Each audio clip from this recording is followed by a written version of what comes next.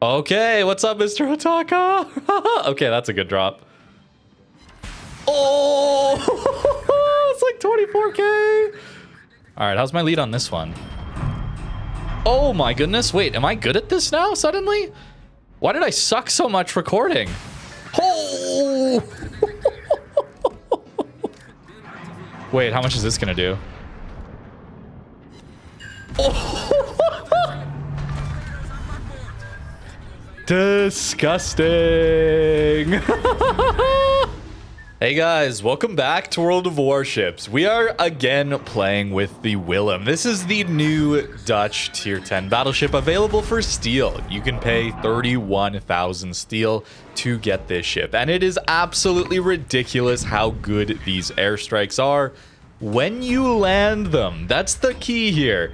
I was not particularly good with these strikes in my initial video. So, you know, we had to do a round 2 where we absolutely smash everything within 15 kilometers. They're still hard to lead, still a 17.5-second drop time, but the pen, the damage, and once you get the predictions down, it is so disgusting how much damage this ship can do over islands. It doesn't matter if you have line of sight or anything, all that matters is that you're spotting. The other thing we're going to do today is we're going to activate every Conrad buff we possibly can on this ship.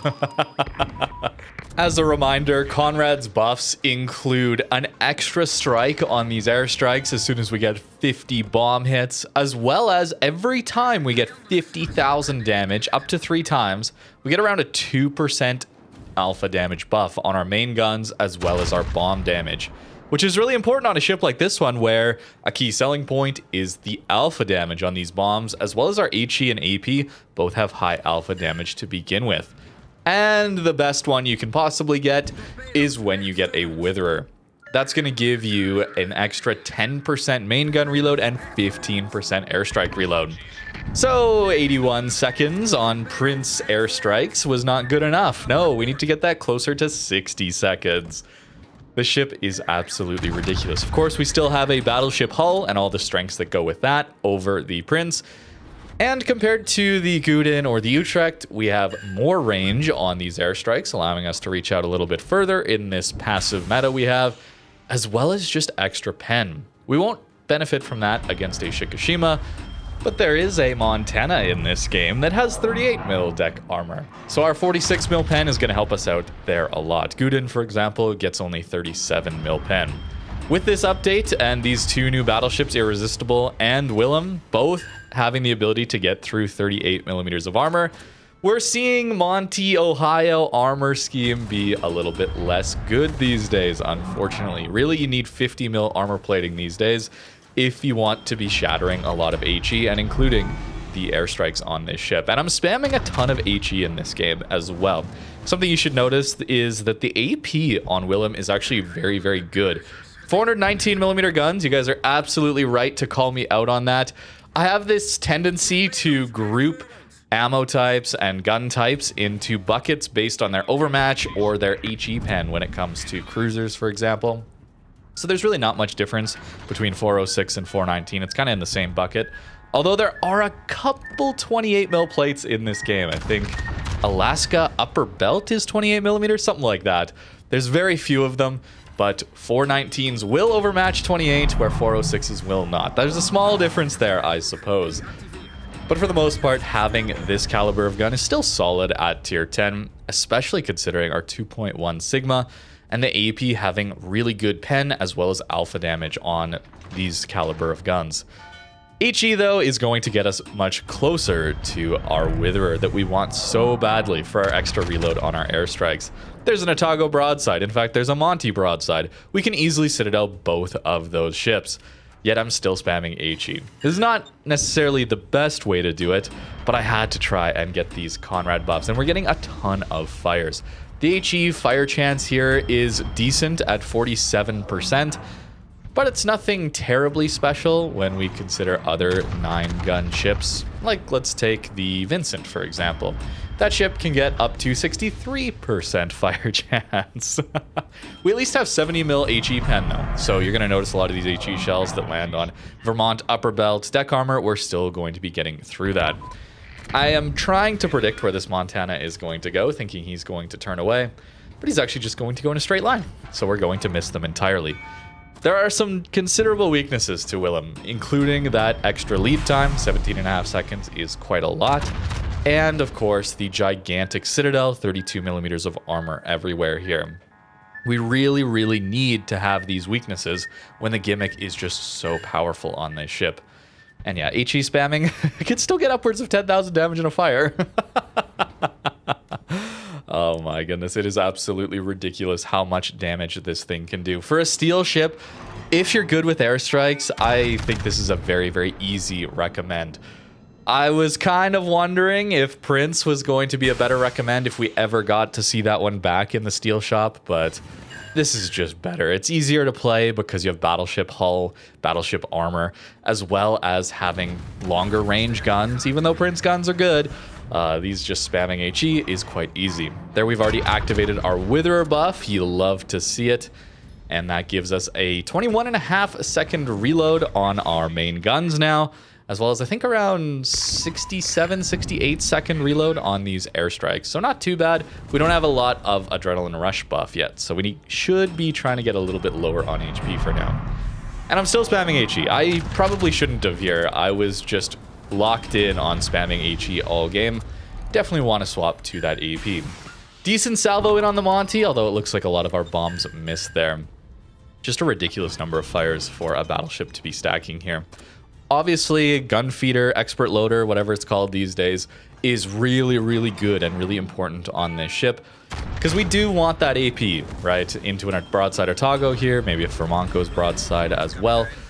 And then the HE is really good when people are angled, since we don't have the extra overmatch at tier 10. We don't have 30 mil overmatch, that is. Nice Citadel there, even though I underled on that Otago. Still pretty good damage. Vermont is kiting away in his spawn, so we'll swap back to the HE. Constantly swapping ammo types is a good way to go with the Willem here. And I'm assuming Otago is going to be taken care of by my teammates, and that's why I haven't really been shooting him. I shouldn't be wasting a strike as well on the Otago. It's really hard to hit cruisers. Really, really hard to hit cruisers with these airstrikes, just because they're so much more maneuverable. Notice I'm also not wasting drops on the submarines either. I really don't understand this drop pattern, this connection between our ASWs and these airstrikes. Feels like such a waste, considering how disgustingly powerful these airstrikes are. That is a Montana. We pen him pretty much everywhere with these drops, so if we get a good drop pattern, that's going to be 37,500 damage from one drop. We took over a third of his HP from behind an island with these airstrikes. That's crazy. That is crazy damage. I don't know what Wargaming's thinking with these airstrikes, man. I really, really wish they hadn't put these in the game. As soon as you get good with these strikes, it just becomes so unfair. At least it is going to be a bit of a challenge for people to get used to dropping these 17.5 second drops. But if you eat one of them even, it is just game ending. It's crazy. Already up to 250,000 damage. I got some crazy games initially in the Irresistible, of course, making me think that that was the crazier ship added with this update. But now that I've played Willem a little bit more and landed some of these drops, yes, even managing to finish off the poor Monty there, this one is probably crazier just because you can't even hide behind an island from this one. There is no getting away from it once you're within 15 kilometers. And we still have excellent detect. That's the other thing. A battleship with 12.2 kilometer detection is just so hard to deal with.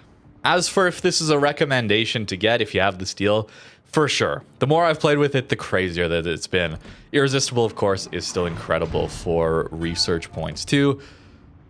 But this ship, man, if you have the steel, it is absolutely ridiculous. Probably the most powerful airstrikes we've seen yet, just because they reload so much faster than the Prince. Yes, Gouden is going to be even quicker, Utrecht even faster yet, but those don't have the pen that these have, and this ship will be able to dish out so much more damage into those larger targets. Although notice we have 50 hits, and we don't have the extra strike charge available to us. That's currently a bug in the game. I don't know how they managed to bug out the commander here, It was working before when I was playing Utrecht when that whole line released and alongside the commander, it was working totally fine. I don't know what they did, man. But hey, new update, new ships, new bugs. What else is new, right? Pretty used to that these days. Unfortunately, we're going to miss this Vermont. Ships with good acceleration would be a good counter pick against Willem or really any airstrikes, but since it's 17.5 seconds, having prop mod, having the ability to accelerate very, very quickly from a slowed position is going to be the best way to avoid these strikes. You got to be unpredictable. Of course, you don't want to turn fully broadside on to a Willem because its AP is going to do really good damage into you, and then if you stay angled, then you're more predictable for those strikes. It's a very, very difficult ship to deal with. Alongside the HE still just doing very, very solid damage into these guys. There's a sub on our flank, and I'm still not using the ASW flights. Why would I? When these airstrikes do so much damage, this is my entire gimmick. Why would I spend a whole reload cycle that I could be using on these airstrikes for ASWs when those ASWs are between tier 7 and tier 8 battleship ASW bomb damage?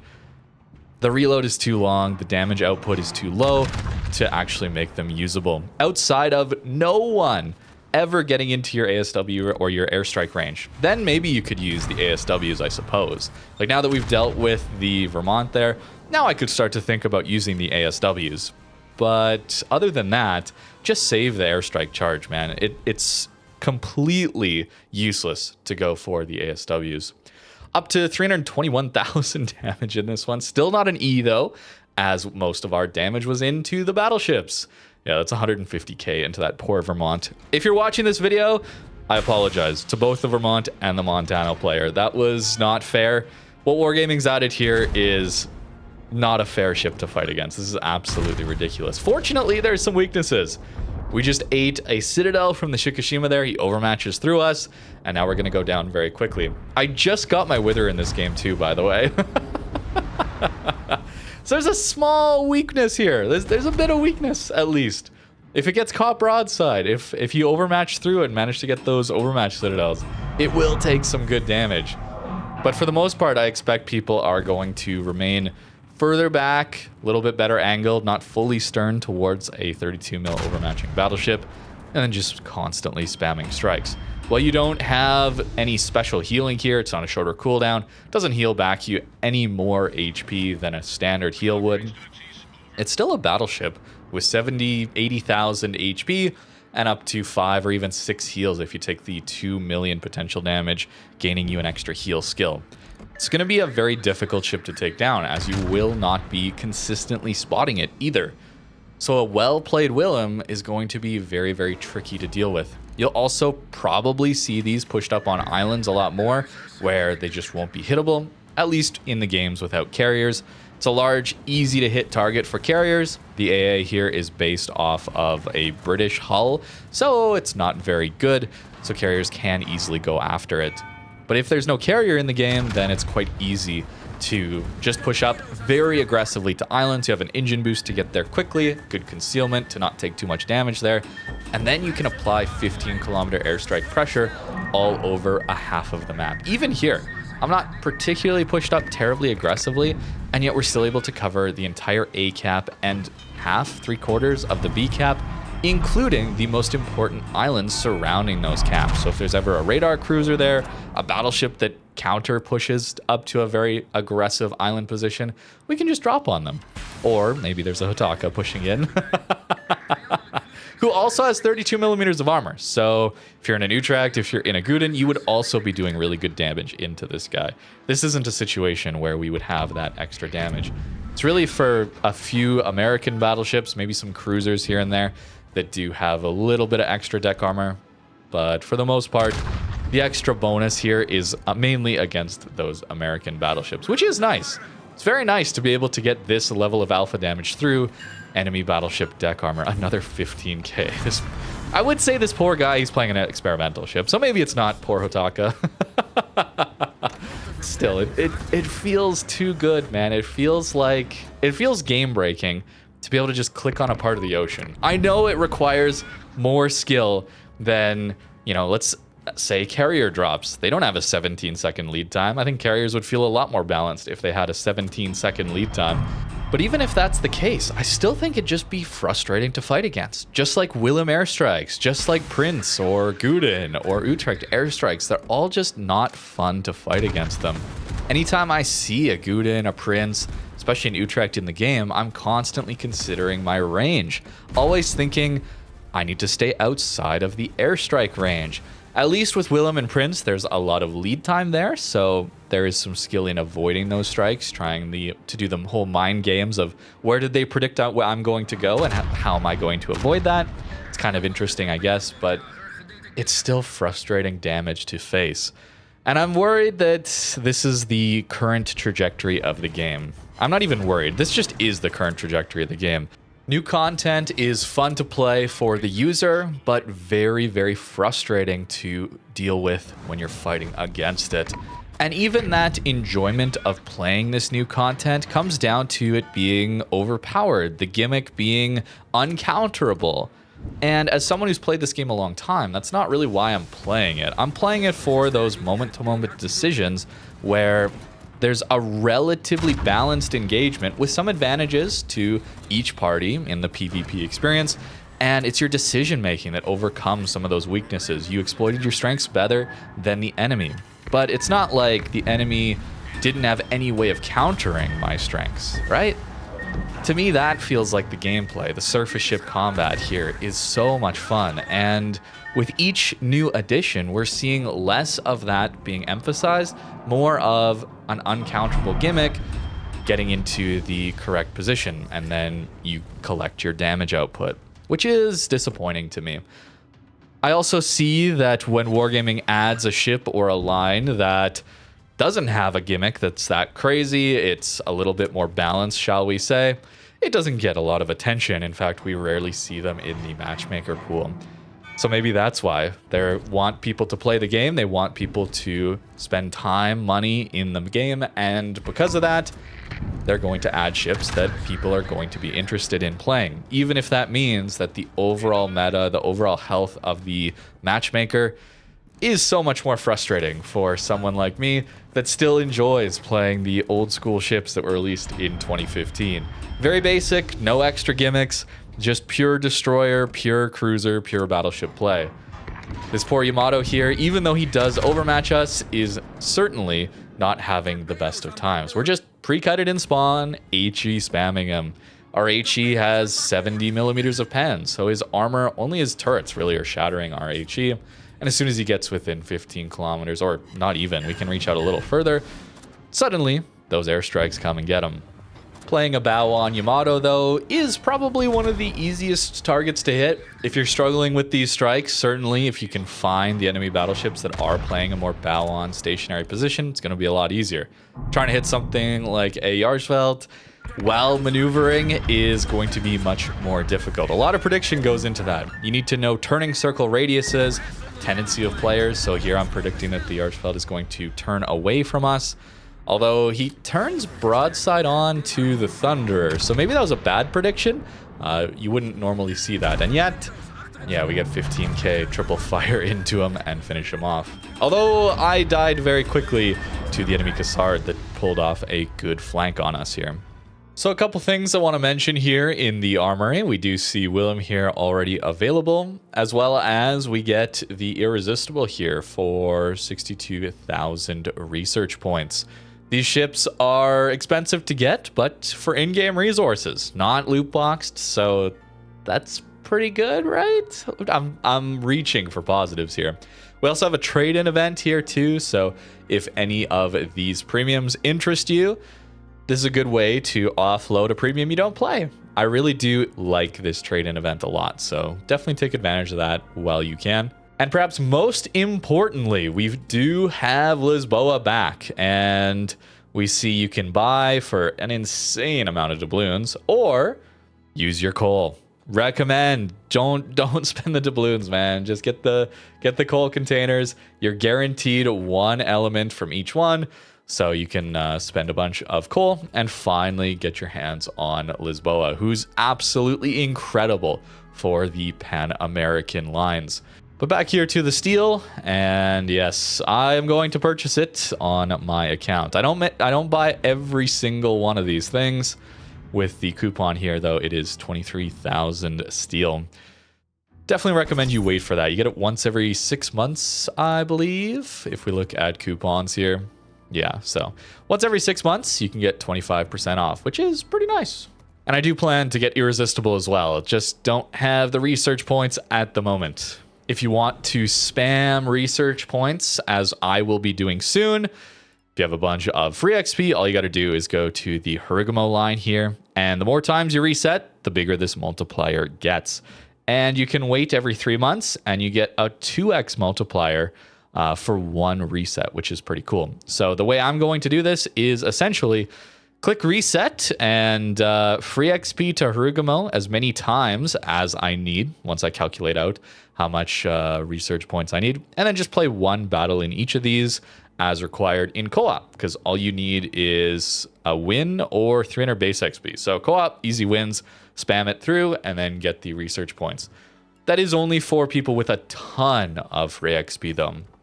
Not really recommended for those trying to earn it the hard way, which is grinding out normally. If you're doing that, probably just pick your favorite destroyer line. DDs have a lower requirement for XP all the way through, but still, this is a very unoptimal line, I would say. They're not very cohesive all the way through. You get this weird torp boat here, and then suddenly your gunboat doesn't have a lot of cohesion. So really only would do that one if you have a ton of free XP lying around. Of course, who else on the battleship? Yes, it's going to be Conrad as our commander, definitely.